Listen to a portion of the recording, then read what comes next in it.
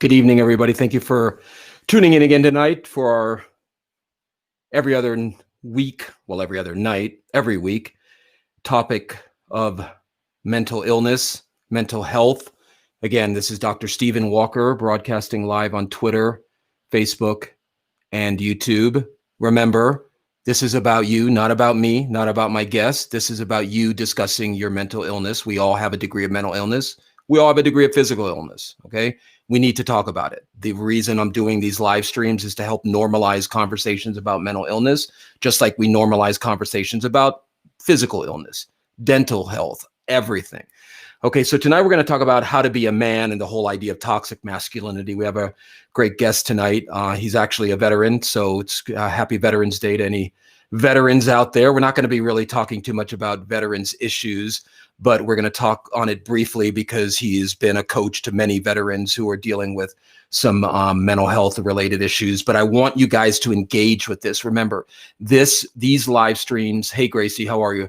Thank you for logging on. Please share this if you're watching this. We're going to be talking about toxic masculinity, how being a man is being ridiculously imposed on our world, where masculinity is causing so much havoc in our country. So I'm going to bring in our guest. His name is Bill. He's done a lot of work on himself. We're going to briefly talk a little bit about some veterans issues as a whole. And then we're going to talk about his own journey to healing and some of the things he's come to terms with about being a man. And we want to get questions. Please share this. If you know somebody in a toxic relationship and you can add something to it, or again, if you want to take me in any direction you want, feel free to do that. So let's see, get Bill in. Bill, how are you? All right. How you doing, Doc? Good. Thanks for joining me tonight on this Veterans Day. Bill is coming to us live from stormy Tampa, Florida. How's the weather there, my brother? It's raining hard. We'll see if the power stayed on, though. It's a little windy, but we're good. Yeah, I'm not out there. Fire up that generator. That generator. As long as I'm not out there with Jim Cantori, I'm good. Right. So, Bill, this is Veterans Day. You're a veteran. What's that mean to you? What does Veterans Day mean to you? What do you see happening in the mental health community with veterans? Give us some insight on that. Sure. So first of all, Veterans Day to me means a lot because I served the United States Marine Corps for almost 6 years. Thank you for your service. Yeah, you're welcome.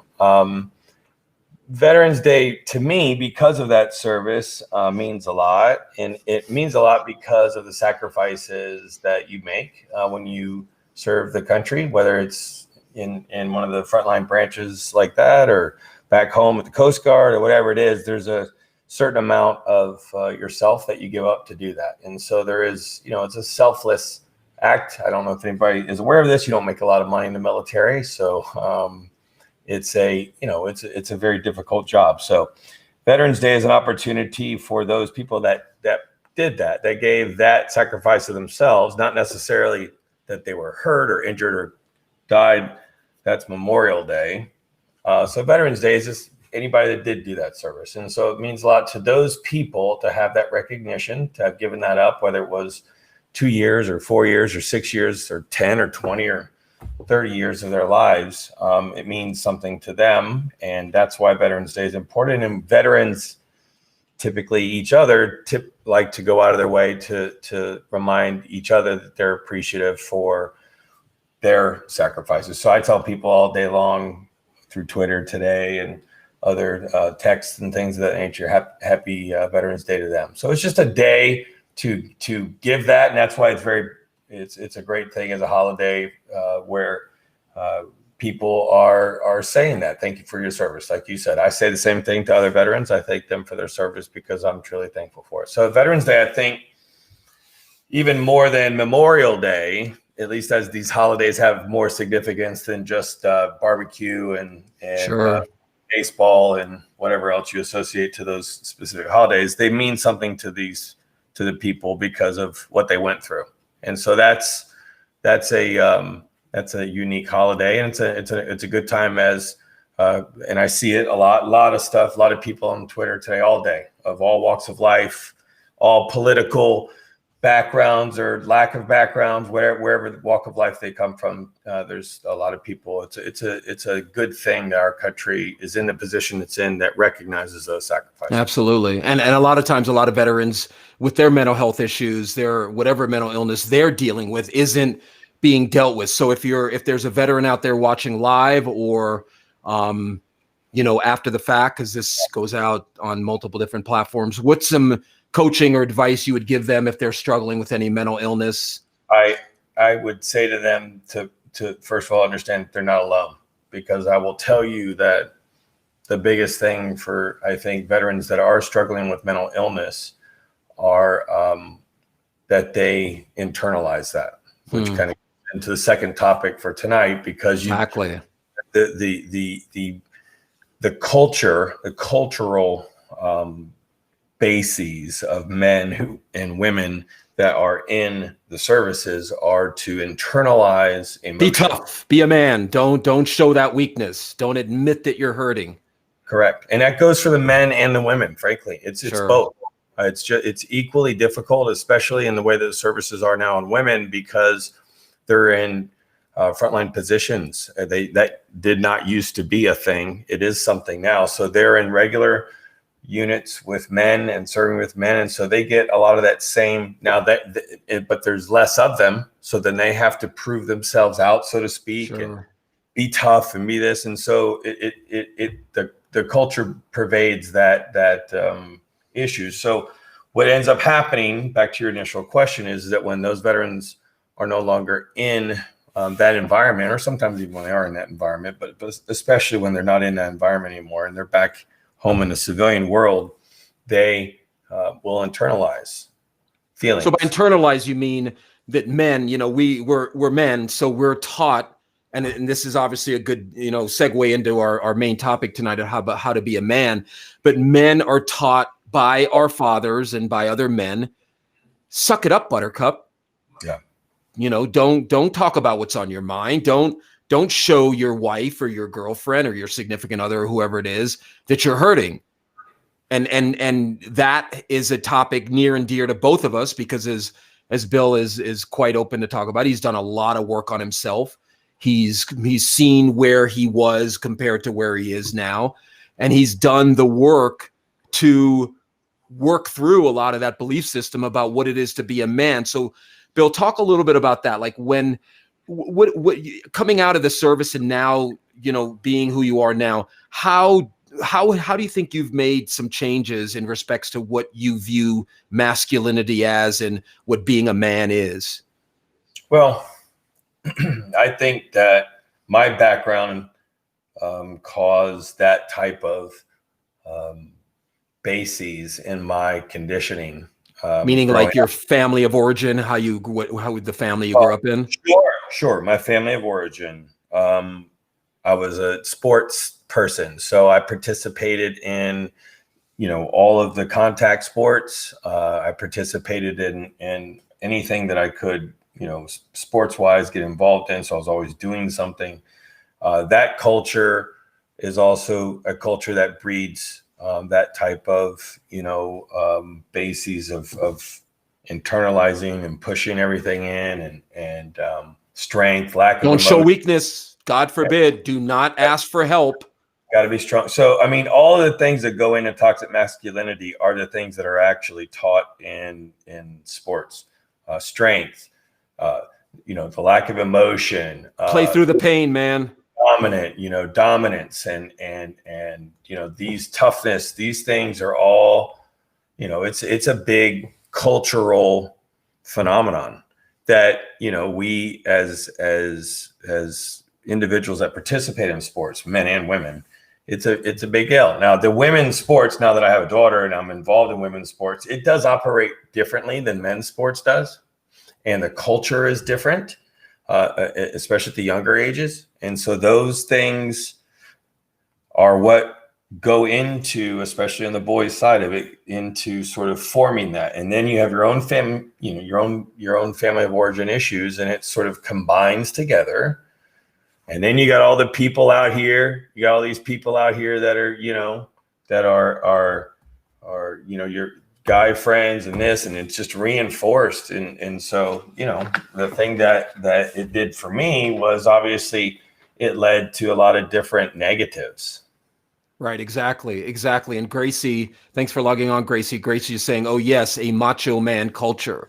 Exactly. That there's this culture where men feel this need to be macho, whatever that is, and then we don't question that. And anyone who's tuned into this live stream before knows the whole basis of what I'm trying to do is help people question a lot of that conditioning. Question, why am I a man? So, Bill, how did you see this? We're not going to get too much into the family of origin conditioning stuff at this point, but how did you see that expressing itself in your relationships? That idea that I have to be a man. Well, the most negative way I would say would be low empathy. Empathy. So I think that for me, the real trigger here was my inability to empathize appropriately in my relationships. Was at least the most important thing that I felt like was a negative for me. I mean, there's lots of negatives. Other people, like I'm not aggressive anymore. I was an aggressive person in a lot of ways. At one point in my life, I'm older now, so I'm just not that same human. But certainly in my younger years, I was a more aggressive person, hyper competitive. And that hyper competitiveness expresses itself in arguments you have with your significant other, right? It's like you have to be right. You have to be right. So then you got the hyper competitiveness with the needing to be right, which leads to a lot of this. Yeah, well, I mean, and that's for me, the issue was I needed to fix the empathy component was the biggest issue for me. That was the driver.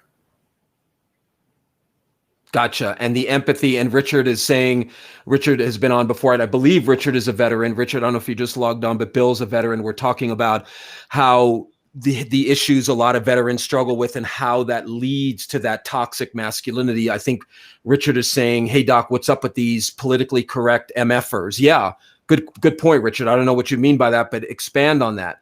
So you're right, Bill. Let's talk a little bit about empathy.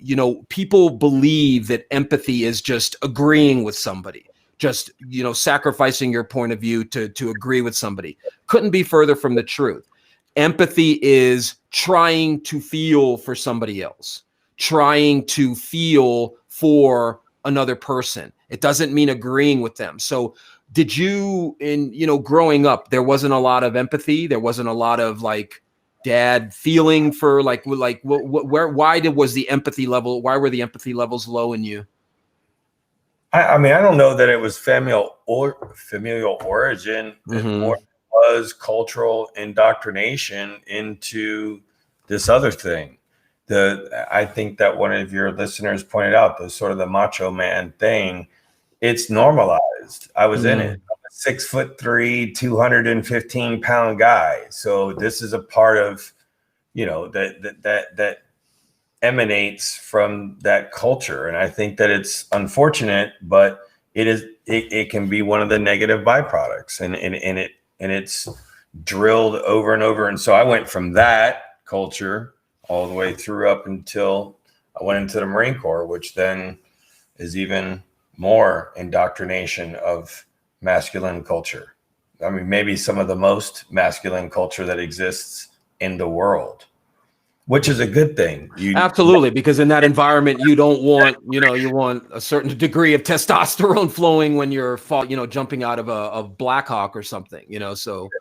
True statement. So I think what we're trying to get across with tonight's show or tonight's live stream is men need to do work on themselves. Men need to question why they are being the way they are in their relationships with their kids, with their significant others. I'm not saying women don't have their issues, but there's a reason men are 95% of the population in prison.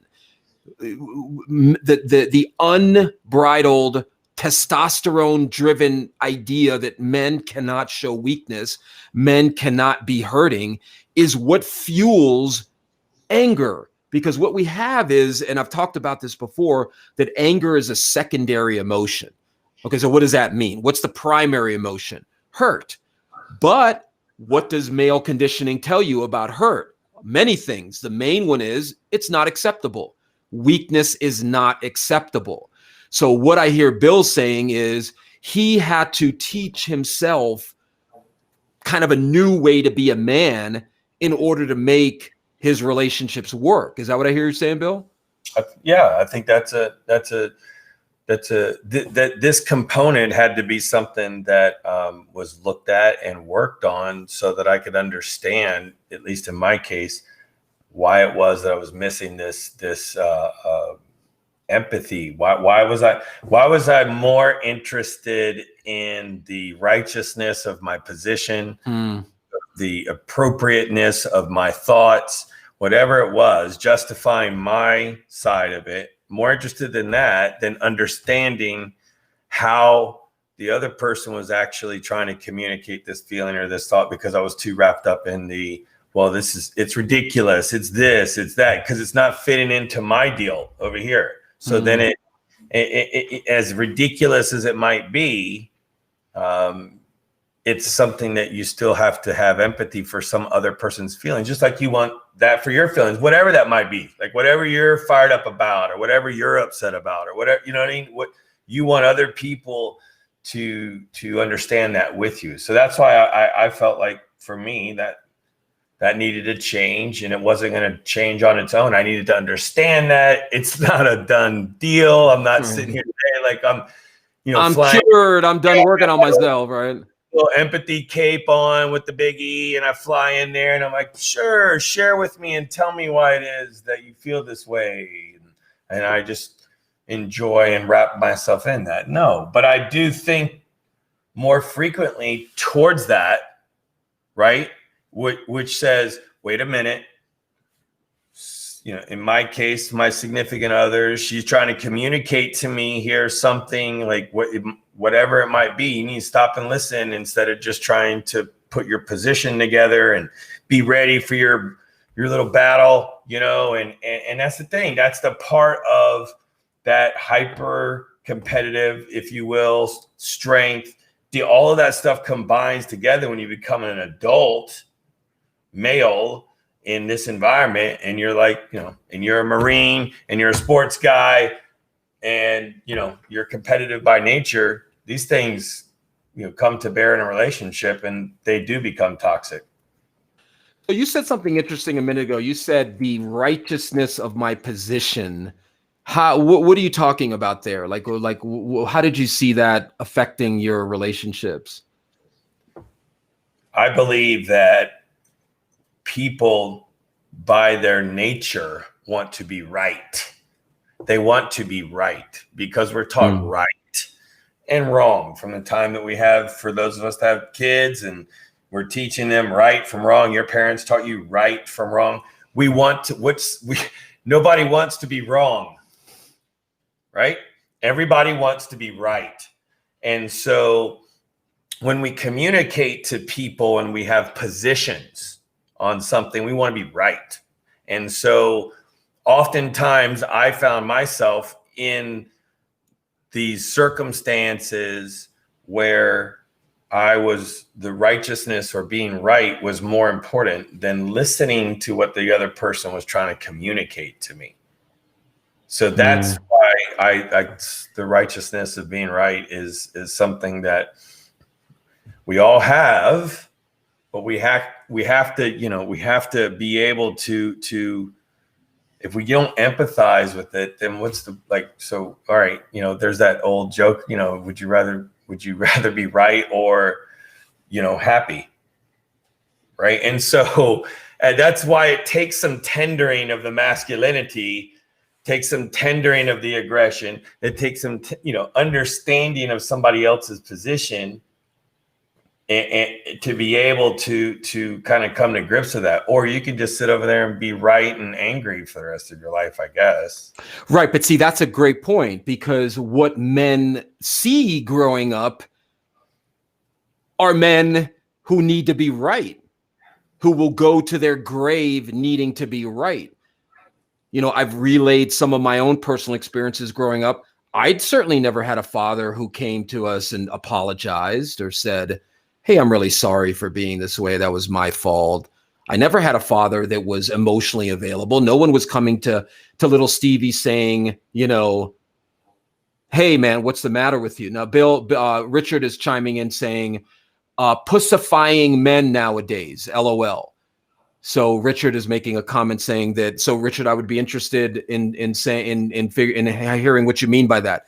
You're saying it's and using your words, men are being pussified, meaning we're being made into something we're not. So I'd like to hear your input on that, because this isn't just about having people agree with us all the time. So, but Bill, what are your thoughts about that? Do you see this as pussifying men? What we're talking about? Do I see it that way? No, I don't see it that way. What I see is that would be the communication that you would be given by your friend group, these other people that support this. It's not.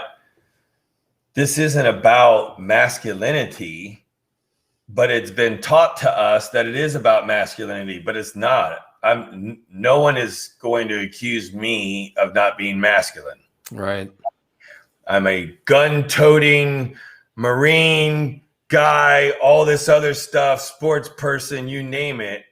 I'm as masculine as anybody else, but I've decided in my life that masculinity is not going to be toxic. There's a difference. That's why the term is toxic masculinity. There's nothing wrong with masculinity. Exactly. No one is suggesting that you can't be masculine. In fact, great point. My significant other wouldn't be attracted to me. It's when that masculinity becomes toxic. No one's suggesting, you can't be whatever way that you find yourself in this paradigm. But when it turns toxic, nothing's wrong with being aggressive. But if that aggression turns toxic, then it's bad for you. It's bad for your relationships. It's bad for your children, whatever it is. That's what we're talking about. So no, exactly. I don't find it to be a demasculization or I'm any less of a man. I don't think any of my friends would say that. I would just suggest that I'm more intelligent about how that can become toxic now. That's it. That's all I'm advocating, is that for me, I'm trying to get rid of that, because I had this negative that I felt like I was affecting this relationship with this person I want to be with. I didn't have to be with that person, and I could stay on that thing, and if that's the way that I wanted to be. But I chose a different path. Thankfully, that path has helps in all these other areas too. It's not just I'm empathetic only with that, but I have a company with 30 people that work for me. I'm empathetic for their issues where I might not have been in the past. These things, they affect your entire life. That's why I'm saying that. So respectfully to Richard, I would just disagree with that component of it, but I know where he's coming from. Sure. And a lot of times when we question who we are as human beings, that can lead to feelings of insecurity and like, who am I? So Juan is asking, what do we mean by toxic? So why don't you give an idea, like when you say the word toxic, Max, how do we differentiate between masculinity and toxic masculinity, or relate to that in your own experiences? Lack of emotion is toxic, right?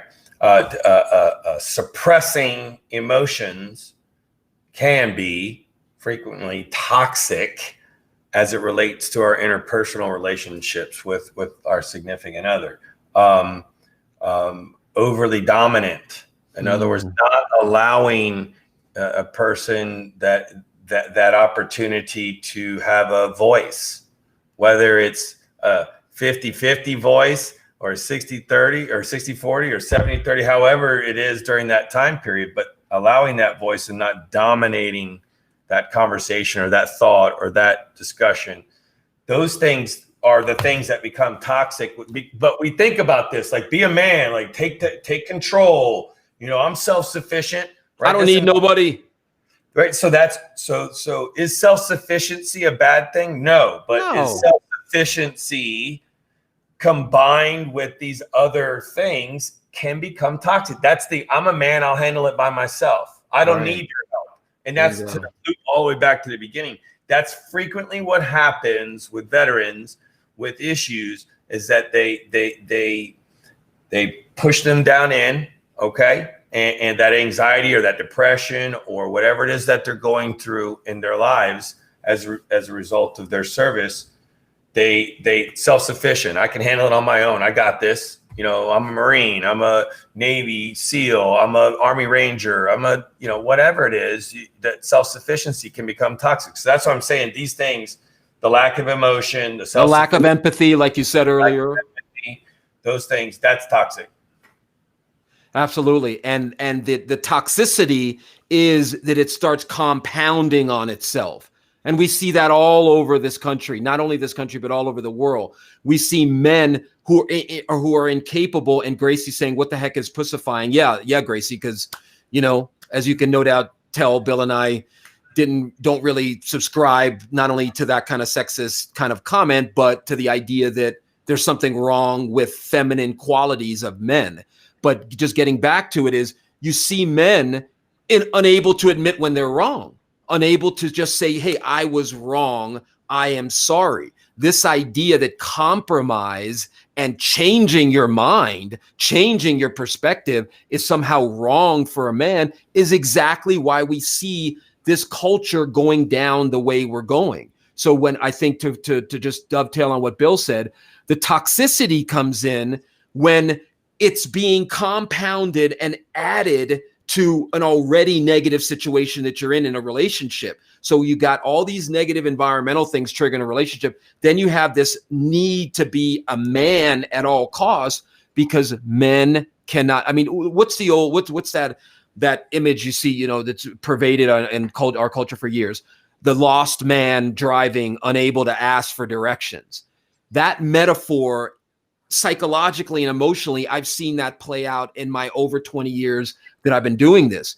I've worked with women, I've worked with men, I've worked with kids, I've worked with anything. But when I see couples struggling, I'm not saying it's always the man's fault, but what 9 times out of 10 women talk about is being involved with emotionally unavailable men who do not talk about how they're feeling. So, Bill, what have you learned about that? What have you learned about the need to express emotion and express how you're feeling? Not just anger. Remember, anger is a secondary emotion. How have you learned to show, as I call it, showing the hurt? Yeah. Well, it's a learning process for me. For me too. Trust me. Right. I think that displaying emotions in a more healthy environment is helped me, along this path. I still struggle with letting off that mental illness steam, so to speak, pressing that button and releasing that, get that out of there, but get it out, because if you don't, it just builds up that pressure. And there's always that, it's like,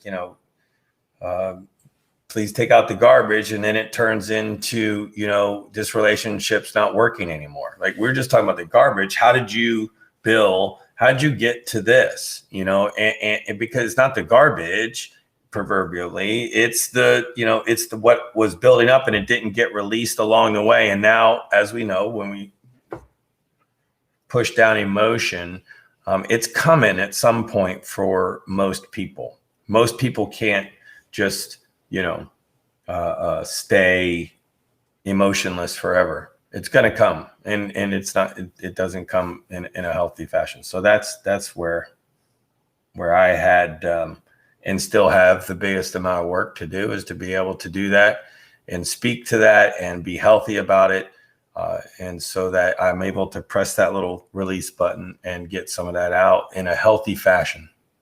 And I like the way you said that, pushing that mental health button to let that out. And I want to go back up to Aaron's question, and we'll tie it into the topic tonight because Aaron has been a frequent listener here. So I have a question that's different from the topic. Also, I'm at work, so I won't be able to communicate, but I'll be listening to the whole show. I have a small but really good support group of friends who are a great support system to me. I can confide in them at any time. You're lucky, brother. That's great. It's a blessing, right? But I feel like I'm not reciprocating well enough. I'm just asking for general advice on how to be there for my friends in a more productive way. So, Bill, what are your thoughts there? So, Aaron's, what I'm picking up from this is Aaron feels that he's got a group of people that can support him, but he's not supporting them. So what I'm feeling, and Bill, chime in whenever you want, but what I'm feeling is maybe Aaron learned, don't share your emotions. Don't be vulnerable. Don't put yourself out there for somebody to feel that your opinion is valuable. There's something going on there, Aaron, where if you're not feeling that you're reciprocating well enough, then maybe there's a reason, there's some blockage in you that's causing you to not be there for them. And Bill, what are your thoughts on tying the masculinity piece into Aaron's question? Oh, I think that Aaron's question is that it kind of goes with that, in so much as men are not as good at quote unquote being there for their male friends in that capacity. They're not in that same, their peer groups don't go through the same type of, sort of sharing that women's peer groups often do. Women share emotions with their close friends. It's a frequent, thing, and they might, however they might do that, but it's culturally accepted. It's culturally normed, at least in this culture it is. Maybe some other cultures it's not actually, but in this culture, in the United States, it is. And that social norm allows them, as they get older, because they've done it when they're younger, and it just kind of moves through. Whereas with men, right, we don't have that. So Aaron's position is not unusual, because we as men, we don't have that. I don't want to call it training. We don't have that experience. And so oftentimes we don't know how to do it. And so it makes it difficult, to be there, so to speak. I've always just tried, whether it's on the veteran side of the thing or just regular friend side of the thing, to just make sure that the people that I care about know two very important things. Number one, that I care about them. And then number two, I'm here. Like, I care about you. I'm here. Just if I'm able to talk, listen, come get you, just sit there and stare at the water while you tell me whatever you need to do, man, just tell me. And I'll be there for you, because that again goes back to, the way we grow up as men. It's just not as normal. Now that's a super big generalization, and sure. About it, I might be different than the next guy. We're talking about a bell curve here, That's right. Yeah. But my suggestion to somebody that, like Aaron, that may not have, that's feeling that or whatever, is just to make sure that Aaron says, whether it's to a male friend or a female friend, and whoever, he just added that most of his friend group are women. So okay, great. But whoever it might be, just to know, in some ways, to demonstrate how good of a friend you are to somebody, that reciprocal nature, just to make sure that they know that you care and you're there. That by itself might be what they need. Bingo. Right? That might be the reciprocal thing to know. Like, they but maybe they do want that extra piece, that conversation piece, or that listening post, or whatever it is but you're giving them that sort of, and it's not a one-time, hey, remember I told you 6 months ago. No, hey, listen, I just want to let you know, I don't know if you're struggling or how you're doing or whatever, but I just want to let you know, I care about you, and I'm here for you if you need anything. I think thing. Absolutely. And that's exactly what I was going to say with Aaron. Aaron, I would check in with them, ask them, do you feel I'm not reciprocating? Because there's a, Aaron, you've shared things in the past about self-esteem issues, and I'm going to get to Adam's question too, because it's dead on about perfectionism. Maybe Aaron thinks he is not reciprocating enough because of his conditioning. Maybe he learned that he's never enough. He's never doing enough. So I would offer to you, Aaron, my brother, check in with your group. Ask a couple of them, hey, do you guys feel I'm not reciprocating enough? What do you, just put it out there. That's vulnerability. People, I'm not being sexist, but women like vulnerability. Not too much vulnerability. That's always the fine line when you're in a relationship, is that women want a man that's emotionally available and vulnerable, but they don't want too much of that, because then it becomes neediness and weakness and not being dependable. So what I would offer to you, Aaron, is check in with them, because from our previous conversations on here, I think there's some self-esteem issues that are making you feel that you're not enough in your friend group. They may all say, what the hell are you talking about, dude? We love you. You're great. So check in with them. So, I want to get to Adam's question, because this is a really good one. So Adam's comment, and Bill, I know it's late on the East Coast, so when you need to tap out, let me know. Okay. Adam is saying men are screwed with responsibilities and perfectionism, which will make them suffer with unwanted stress and anxieties. Absolutely. Absolutely. Again, I'm not saying women don't struggle with their own perfectionism, because women have the same issues on that side, but you're absolutely right. Most men aren't raised with fathers that say to them, hey, buddy, it's okay to make mistakes. I want you to learn from them. Or it's okay if you don't know the answer. I want you to find the answer. It's not always, but usually it's about being perfect in order to get approval. And if you have an unemotional or an emotionally unavailable father, then you're even more in a hamster's wheel, because what you're doing is you're constantly feeling like you need to be perfect in order to get love. So Bill, what's your thoughts on perfectionism and how that was conditioned into you? Well, I think the perfectionism goes for both men and women, for Absolutely. sure. But I think this responsibility component is very frequently drilled into the male culture of you are responsible for your household. You are responsible for taking care of your spouse and your children. You're the breadwinner, so to speak, and that family leader, and all of those kinds of sort of cultural assignments that we have. Oftentimes it does cause it, and what will end up happening is, because of those quote unquote perceived responsibilities or whatever, then that male takes that emotion, that anxiety or whatever is coming from that, the depression, anxiety, this, that, whatever it is, anger, I don't know what emotions could flow from those types of feeling of those responsibilities, but then they take those emotions and then tamper them down, get them pushed down in there. I got, shut up and go to work and do my thing.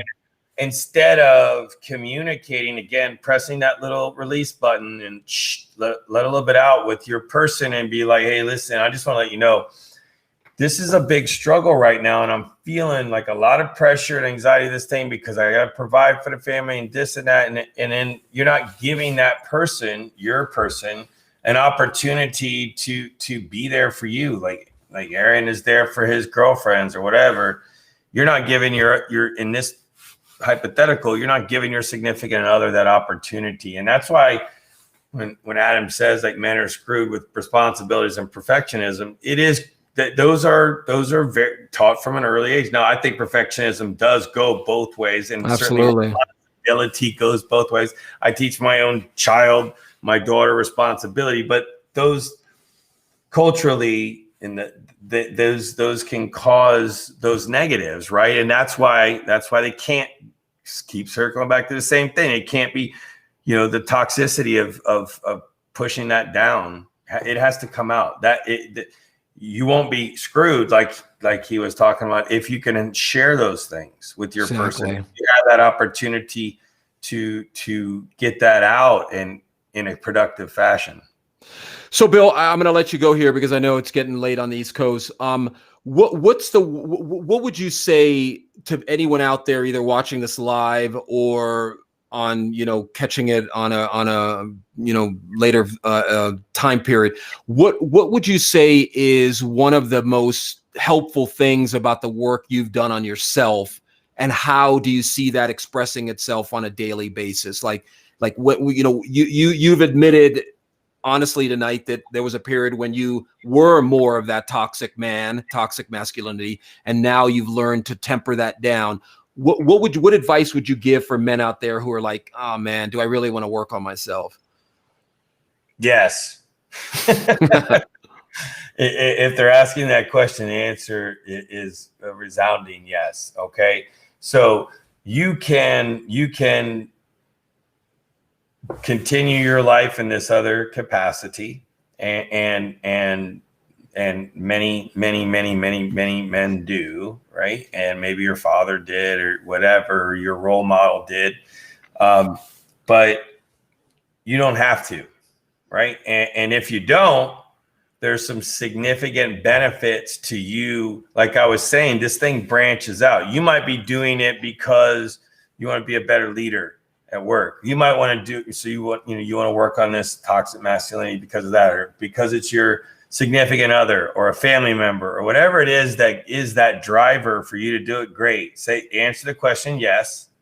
And then when you go down this path and get some help to do it, that's the key, is to be able to get somebody that knows what the hell they're talking about, that can go through some of these things with you as to, hey, like maybe that's not like, the way to live. Like maybe you can take a different path. And if you do, the positives that can come from it are these types of interpersonal relationships that can be more fulfilling, productive, happy.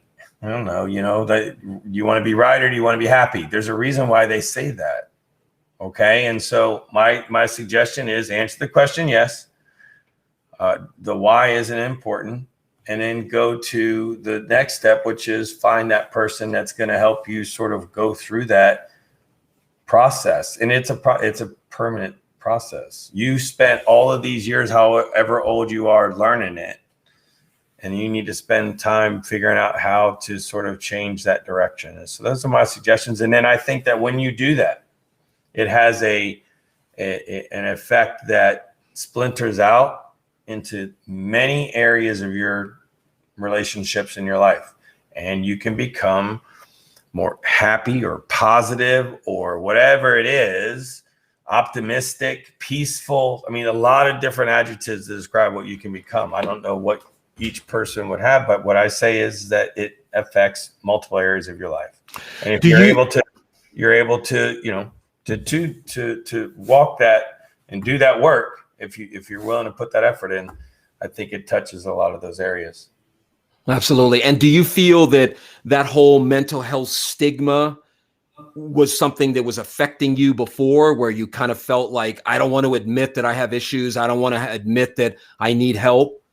I still think that exists, period. Culturally, sure. We have no problem going to the primary care doctor, right?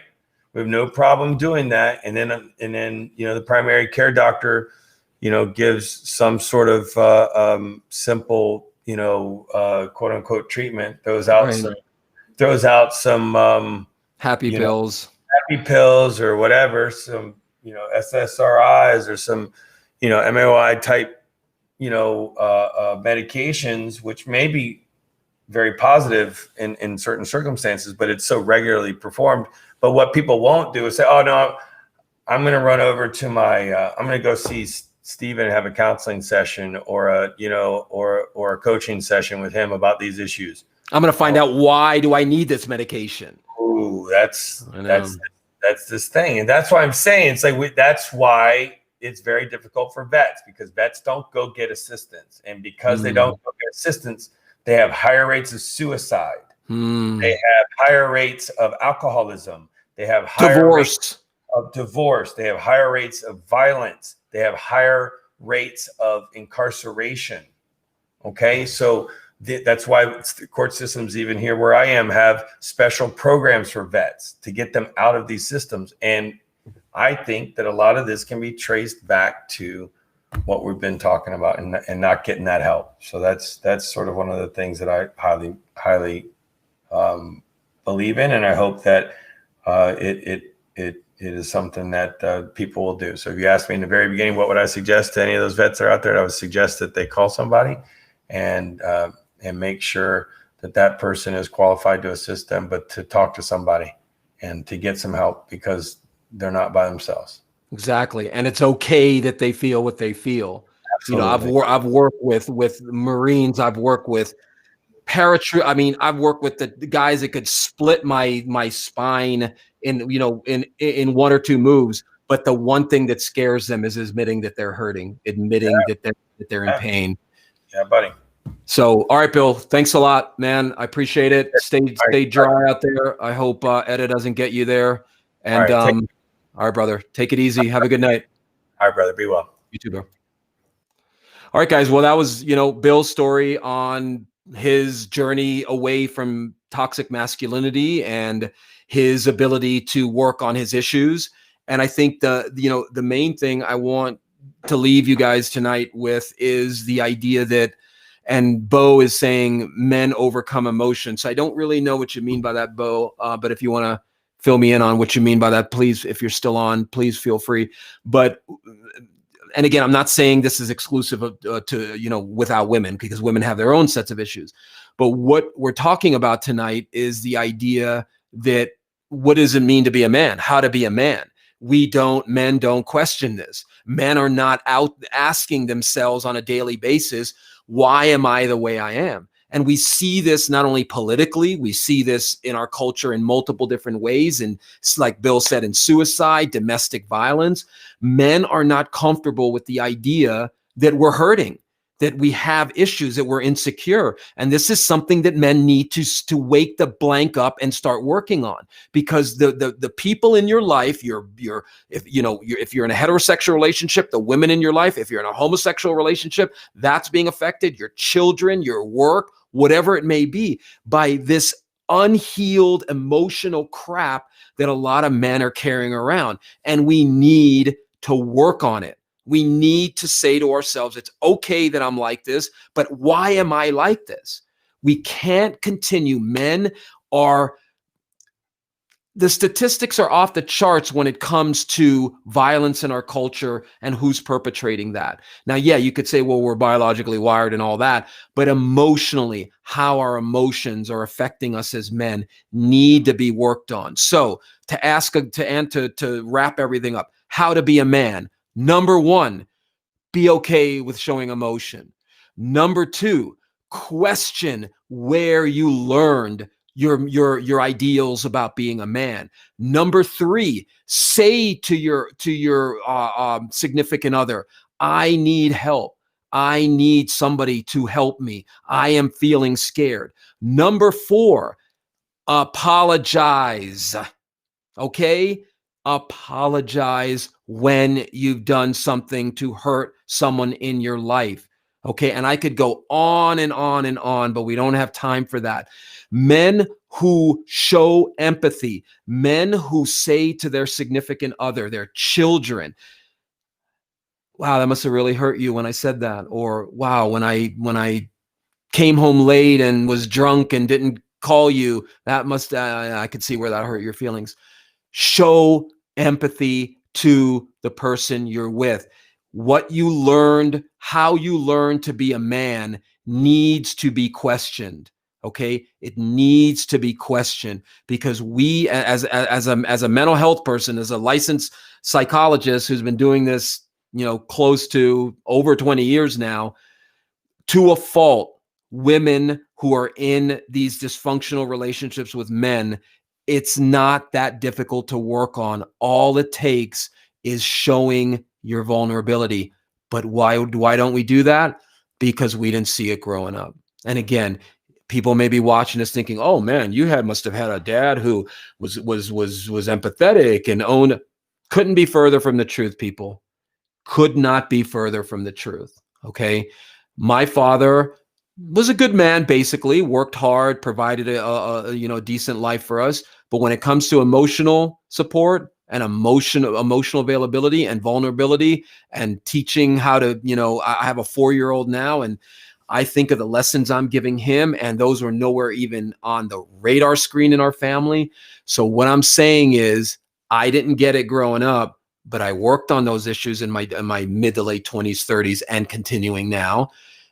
Men can do this. So if you're a man out there, and I see some people on the various platforms, work on yourself, okay? Work on yourself. Show some vulnerability. If there's a woman in your life or a child or whatever, and you have caused them pain, own it. Own it. Watch what happens when you own it. They will look at you like, who the hell is this? But then they'll be like, wow, you don't know how long I've wanted to hear that. Own it. I'm not talking about owning things that you don't feel you're guilty of. Not guilty, but you know what I mean, that you don't take responsibility for. Empathy is not about admitting you're wrong or agreeing with the person. Empathy is trying to feel for the person. Simply saying things like, well, that must have hurt you when I said that, or what's it, that must be hard for you, being home alone, doing all the work all the time, and me just feeling like because I make the money. I'm not saying women don't make money. I'm talking about specifically in a relationship where the person in your life is maybe dependent on you financially or emotionally. Again, women are guilty of not guilty, but women have their own issues. But tonight we're talking about how to be a man. So men, if you're watching this, please start questioning your conditioning. Okay, questioning, why am I like this? Where did I learn this? We not only do we need, a political revamp in our country, we need a psychological and emotional revamp, people, because the way we're headed, things are only going to get worse. You think the polarization politically is going to get worse, which it is, but the polarization within ourselves, the disunity within ourselves is going to get worse because men are predominantly in charge in this country, which, by the way, I advocate. Let's give the women a chance. All women take over for a little while, but men need to begin being more empathetic, okay? And remember, the hallmark of narcissism, the trait that binds all the narcissistic characteristics together, because you can have narcissistic characteristics and not be a narcissist. But if you have a predominating amount of narcissistic characteristics and you don't have any empathy, or the person you're with says, yeah, man, you don't really feel for me, it's always your way or the highway, you're probably a narcissist, okay? Because lack of empathy is the binding agent, like this, the water that holds the soup together, holds all the ingredients together. Lack of empathy holds it all together. And people say, well, narcissistic personality disorder can't change. Bull crap, okay? Because people can learn empathy.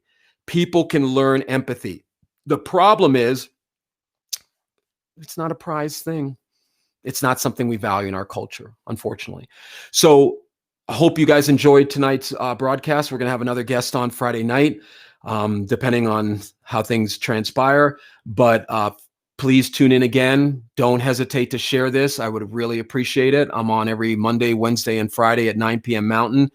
If you're catching this after the live broadcast, please ask a question.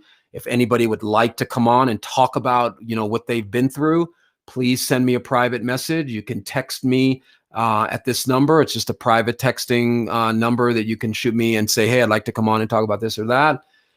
And we need to talk about our mental illness, people, okay? We need to. We can't go on like this. We can't go on being ashamed that we have issues, okay? We can't. You're welcome, Gracie. Thank you for tuning in and sharing it. We can't. And men, you need to man the hell up, in the sense that you need to allow your feminine side out, your feelings, your emotions, it's not going to consume you and you're going to become somebody you're not. In fact, it's going to balance you out. Okay, it's going to actually make you more grounded in your masculinity when you allow feminine qualities like empathy and caring, and, like Bill said, showing emotion and being vulnerable. Okay, people, so thank you for tuning in. Look for you Friday night. Please share this. Please tell people about it. My name is Dr. Stephen Walker.